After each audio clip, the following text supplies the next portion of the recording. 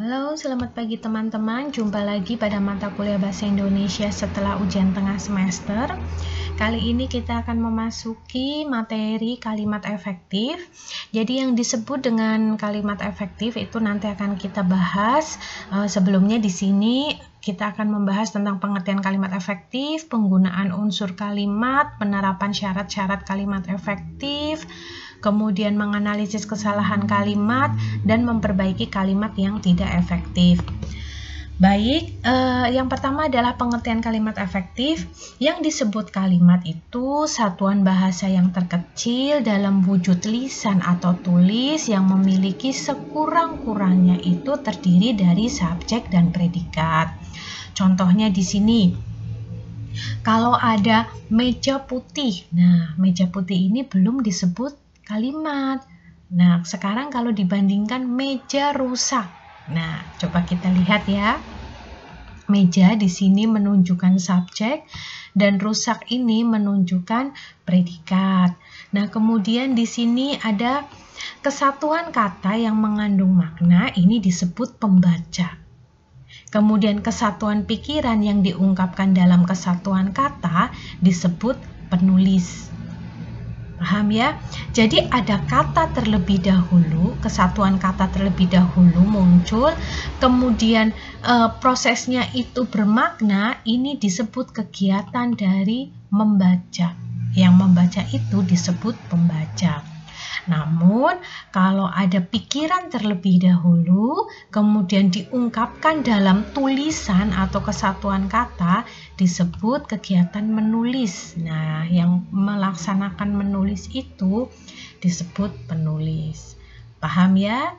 Nah, setelah itu, yang disebut kalimat efektif di sini yaitu kalimat yang dapat menimbulkan daya hayal pada pembaca minimal mendekati gagasan penulis. Nah, yang disebut efektif itu seperti kita meminum obat ya. Obat ini efektif berarti kan tepat sasaran. Tepat sasaran itu berarti penyakitnya sembuh. Nah, yang disebut efektif dalam kalimat itu tepat guna, sesuatu yang akan berguna jika dipakai pada sasaran yang tepat.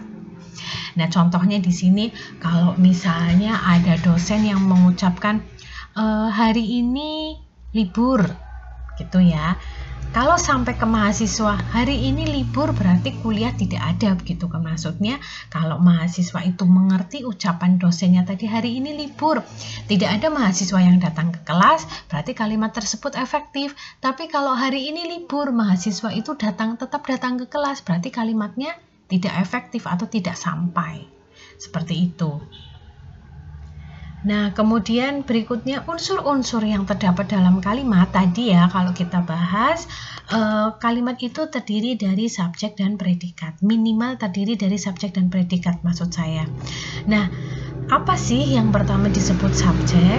Nah, di sini subjek itu merupakan unsur utama kalimat dan menentukan kejelasan makna kalimat.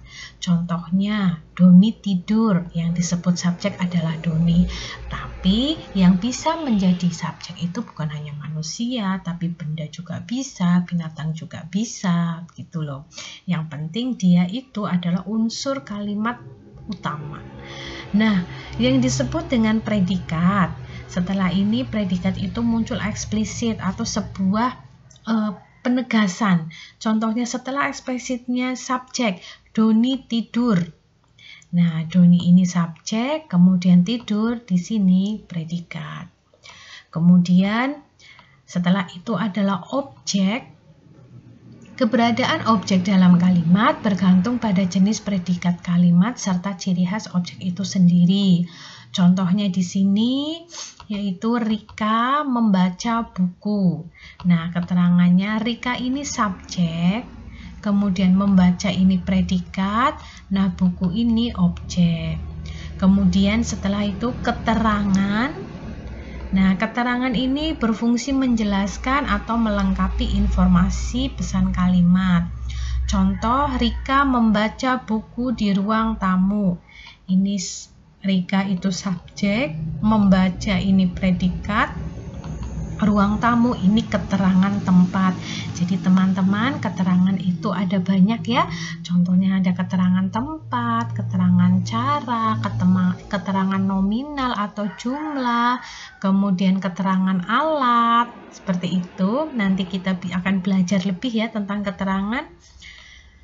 Kemudian setelah keterangan adalah konjungsi. Di sini konjungsi juga banyak jenisnya, tapi di sini saya hanya menjelaskan bahwa yang disebut konjungsi itu bagian kalimat yang berfungsi menghubungkan atau merangkai unsur-unsur kalimat dalam sebuah kalimat itu. Nah, bagian kalimat itu berfungsi menghubung, merangkai unsur-unsur kalimat tersebut dalam sebuah kalimat. Nah, dalam sebuah kalimat di sini ada kalimat lain atau ada paragraf lain. Nah, itu konjungsi berfungsi untuk menghubungkan. Contohnya di sini, Rika membersihkan lantai dan menyapu halaman. Ini satu kalimat ya teman-teman. Rika membersihkan lantai dan menyapu halaman. Nah, konjungsinya adalah dan. Ini disebut konjungsi penghubung jenis aditif. Nah, di sini ini menghubung dalam satu kalimat. Kalau menghubung antar kalimat, contohnya Rika membersihkan lantai dan Doni menyapu halaman. Gitu kan ya. Jadi ada subjeknya 2, predikatnya 2, objeknya juga 2. Tapi kalau ini hanya terdiri dari satu kalimat. Jadi subjeknya itu 1, membersihkan lantai dan menyapu halaman ini predik, dan membersihkan lantai dan menyapu halaman ini menjadi 1, dan ini hanya digabungkan oleh konjungsi, yaitu berjenis konjungsi aditif. Kemudian modalitas. Yang disebut modalitas dalam sebuah kalimat sering disebut keterangan predikat dan dapat mengubah keseluruhan makna sebuah kalimat. Nah, contohnya di sini, dia tentu akan belajar dengan giat. Tentu di sini modalitas. Coba kalau kita perhatikan, dia akan belajar dengan giat dengan kata modalitas dia tentu. Nah, ini itu lebih menekankan sebuah makna, misalnya lebih meyakinkan, kemudian lebih orang yang mendengar atau orang yang membaca itu nanti lebih percaya. Dia tentu. Nah, beda dengan dia akan belajar dengan giat. Seperti itu. Contohnya lagi, misalnya kamu mencintai saya, begitu ya. Hanya kata kamu mencintai saya. Seperti itu, ada kalimat tanya seperti itu, kemudian diganti menjadi kamu tentu mencintai saya, tanda tanya, itu kan seperti penegasan, begitu loh, seperti penegasan. Jadi beda kalau ada kalimat kamu mencintai saya, kemudian ada kalimat lagi kamu tentu mencintai saya. Nah, itu tentunya itu menjadi sebuah penegasan. Kamu tentu mencintai saya, seperti itu. Akan mengubah makna. Paham ya? Nah, di sini fungsinya modalitas. Jadi, teman-teman, yang unsur kalimat ini, yang pertama adalah subjek, predikat, kemudian setelah itu ada objek, keterangan, kemudian konjungsi dan modalitas. Silahkan diperhatikan. Nanti kita akan belajar membuat kalimat berdasarkan ini. Jadi, yang terdiri dari subjek, predikat, objek, kemudian konjungsi, modalitas itu merupakan kalimat dasar. Baik, terima kasih untuk pertemuan hari ini. Semoga bermanfaat. Sampai jumpa.